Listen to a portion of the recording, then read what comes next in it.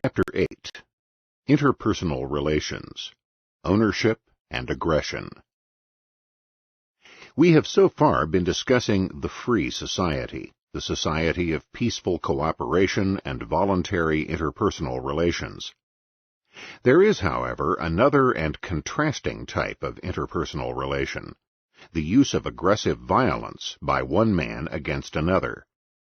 What such aggressive violence means is that one man invades the property of another without the victim's consent.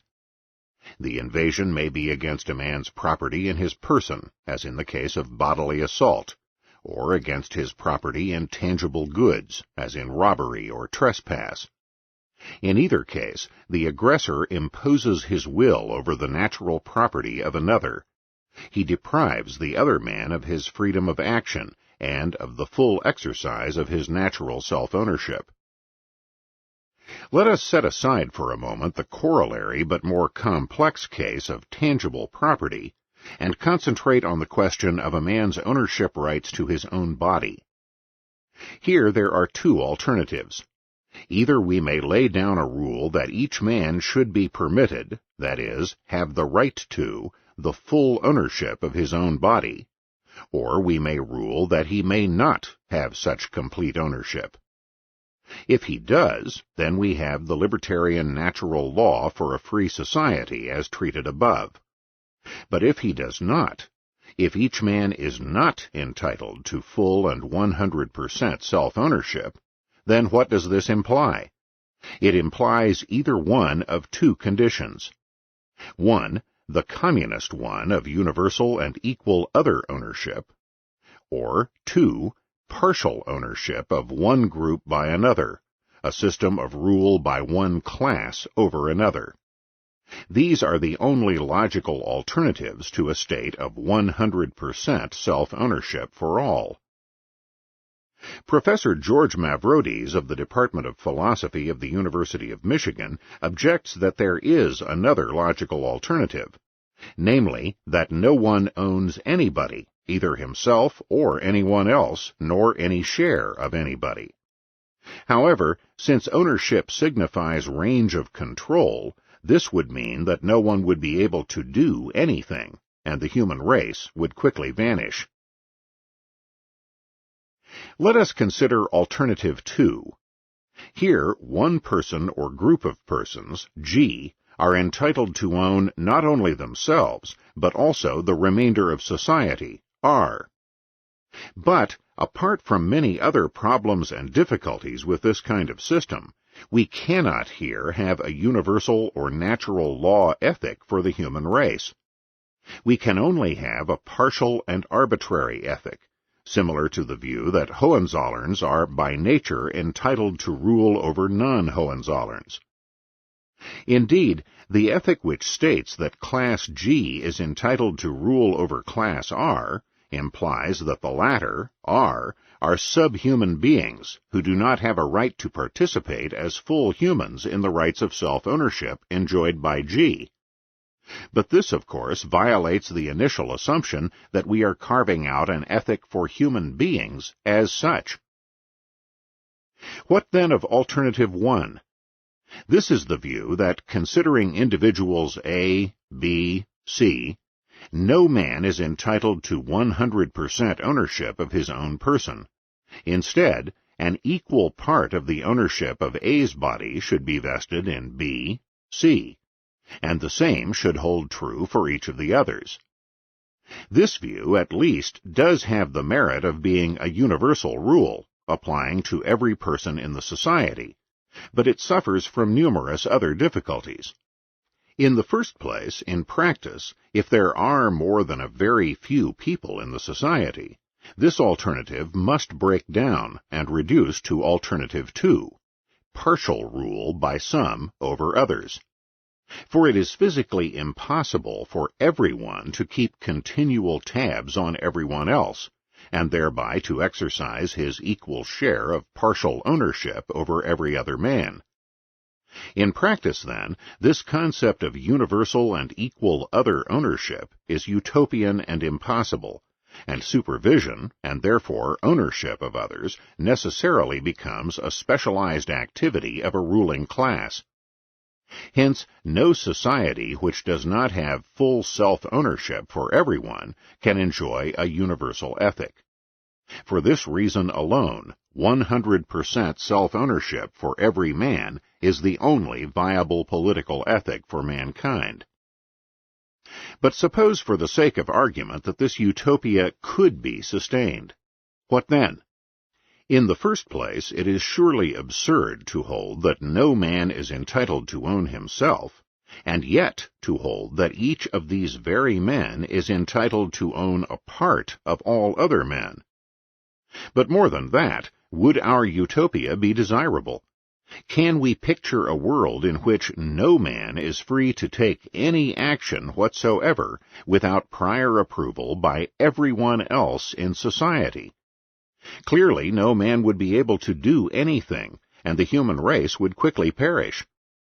But if a world of zero or near-zero self-ownership spells death for the human race, then any steps in that direction also contravene the law of what is best for man and his life on earth. And, as we saw above, any ethic where one group is given full ownership of another violates the most elemental rule for any ethic, that it apply to every man. No partial ethics are any better, though they may seem superficially more plausible, than the theory of all power to the Hohenzollerns. In contrast, the society of absolute self-ownership for all rests on the primordial fact of natural self-ownership by every man, and on the fact that each man may only live and prosper as he exercises his natural freedom of choice, adopts values, learns how to achieve them, etc. By virtue of being a man, he must use his mind to adopt ends and means. If someone aggresses against him to change his freely selected course, this violates his nature. It violates the way he must function. In short, an aggressor interposes violence to thwart the natural course of a man's freely adopted ideas and values, and to thwart his actions based upon such values. We cannot fully explain the natural laws of property and of violence without expanding our discussion to cover tangible property. For men are not floating wraiths. They are beings who can only survive by grappling with and transforming material objects. Let us return to our island of Crusoe and Friday. Crusoe, isolated at first, has used his free will and self-ownership to learn about his wants and values, and how to satisfy them by transforming nature-given resources through mixing them with his labor. He has thereby produced and created property. Now suppose that Friday lands in another part of this island. He confronts two possible courses of action. He may, like Crusoe, become a producer, transform unused soil by his labor, and most likely exchange his product for that of the other man. In short, he may engage in production and exchange, in also creating property. Or he may decide upon another course. He may spare himself the effort of production and exchange, and go over and seize by violence the fruits of Crusoe's labor. He may aggress against the producer. If Friday chooses the course of labor and production, then he, in natural fact, as in the case of Crusoe, will own the land area which he clears and uses, as well as the fruits of its product. But, as we have noted above, suppose that Crusoe decides to claim more than his natural degree of ownership, and asserts that, by virtue of merely landing first on the island, he really owns the entire island, even though he had made no previous use of it. If he does so, then he is, in our view, illegitimately pressing his property claim beyond its homesteading natural law boundaries, and if he uses that claim to try to eject Friday by force, then he is illegitimately aggressing against the person and property of the second homesteader.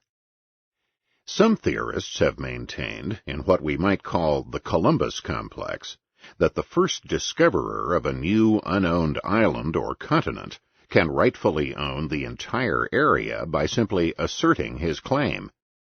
In that case, Columbus, if in fact he had actually landed on the American continent, and if there had been no Indians living there, could have rightfully asserted his private ownership of the entire continent. In natural fact, however, since Columbus would only have been able actually to mix his labor with, a small part of the continent, the rest then properly continues to be unowned until the next homesteaders arrive and carve out their rightful property in parts of the continent. A modified variant of this Columbus complex holds that the first discoverer of a new island or continent could properly lay claim to the entire continent by himself walking around it or hiring others to do so, and thereby laying out a boundary for the area. In our view, however, their claim would still be no more than to the boundary itself, and not to any of the land within it, for only the boundary will have been transformed and used by man. Let us turn from Crusoe and Friday and consider the question of a sculptor who has just created a work of sculpture by transforming clay and other materials, and let us for the moment waive the question of property rights in the clay and the tools. The question now becomes, who should properly own this work of art as it emerges from the fashioning of the sculptor? Once again, as in the case of the ownership of people's bodies, there are only three logical positions. 1, that the sculptor, the creator of the work of art, should have the property right in his creation.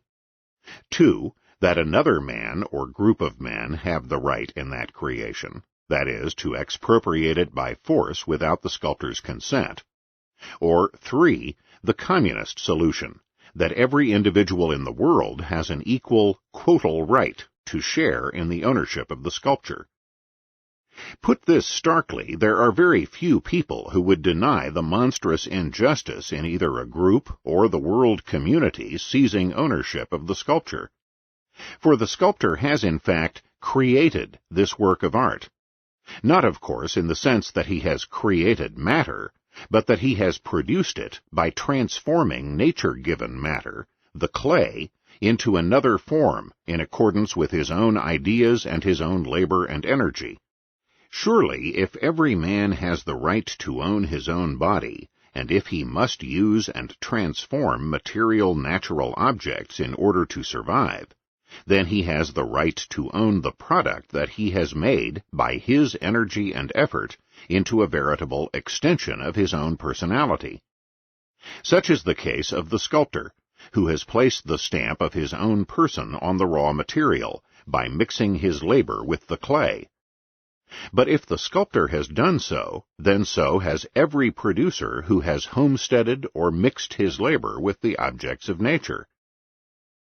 Any group of people who expropriated the work of the sculptor would be clearly aggressive and parasitical, benefiting at the expense of the expropriated.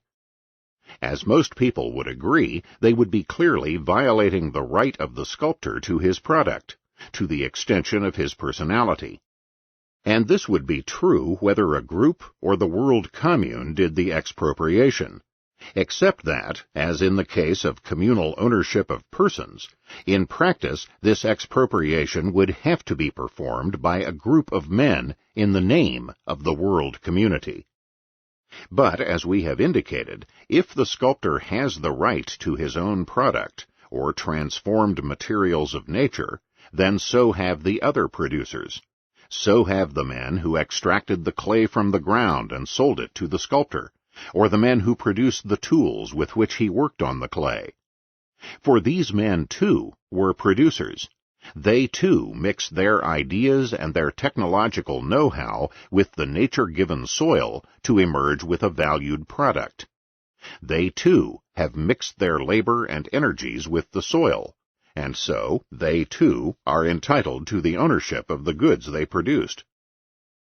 If every man has the right to own his own person, and therefore his own labor, and if by extension he owns whatever property he has created or gathered out of the previously unused, unowned state of nature, then who has the right to own or control the earth itself? In short, if the gatherer has the right to own the acorns or berries he picks, or the farmer his crop of wheat, who has the right to own the land on which these activities have taken place? Again, the justification for the ownership of ground land is the same for that of any other property, for no man actually ever creates matter. What he does is to take nature-given matter and transform it by means of his ideas and labor energy. But this is precisely what the pioneer, the homesteader, does when he clears and uses previously unused virgin land and brings it into his private ownership.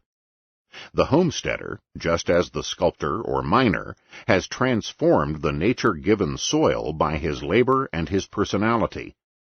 The homesteader is just as much a producer as the others, and therefore just as legitimately the owner of his property. As in the case of the sculptor, it is difficult to see the morality of some other group expropriating the product and labor of the homesteader. And, as in the other cases, the world communist solution boils down in practice to a ruling group. Furthermore, the land communalists, who claim that the entire world population really owns the land in common, run up against the natural fact that before the homesteader no one really used and controlled, and hence owned, the land. The pioneer or homesteader is the man who first brings the valueless, unused natural objects into production and use. And so there are only two paths for man to acquire property and wealth: production or coercive expropriation. Or, as the great German sociologist Franz Oppenheimer perceptively put it, there are only two means to the acquisition of wealth. One is the method of production, generally followed by voluntary exchange of such products. This is what Oppenheimer called the economic means. The other method is the unilateral seizure of the products of another, the expropriation of another man's property by violence. This predatory method of getting wealth Oppenheimer aptly termed the political means. Now, the man who seizes another's property is living in basic contradiction to his own nature as a man. For we have seen that man can only live and prosper by his own production and exchange of products. The aggressor, on the other hand, is not a producer at all, but a predator. He lives parasitically off the labor and product of others. Hence, instead of living in accordance with the nature of man, the aggressor is a parasite who feeds unilaterally by exploiting the labor and energy of other men. Here is clearly a complete violation of any kind of universal ethic, for man clearly cannot live as a parasite. Parasites must have non-parasites, producers, to feed upon. The parasite not only fails to add to the social total of goods and services, he depends completely on the production of the host body. And yet, any increase in coercive parasitism decreases ipso facto the quantity and the output of the producers, until finally, if the producers die out, the parasites will quickly follow suit. Thus, parasitism cannot be a universal ethic, and in fact, the growth of parasitism attacks and diminishes the production by which both host and parasite survive. Coercive exploitation or parasitism injure the processes of production for everyone in the society. Any way that it may be considered, parasitic predation and robbery violate not only the nature of the victim whose self and product are violated, but also the nature of the aggressor himself, who abandons the natural way of production, of using his mind to transform nature and exchange with other producers, for the way of parasitic expropriation of the work and product of others. In the deepest sense, the aggressor injures himself as well as his unfortunate victim. This is fully as true for the complex modern society as it is for Crusoe and Friday on their island.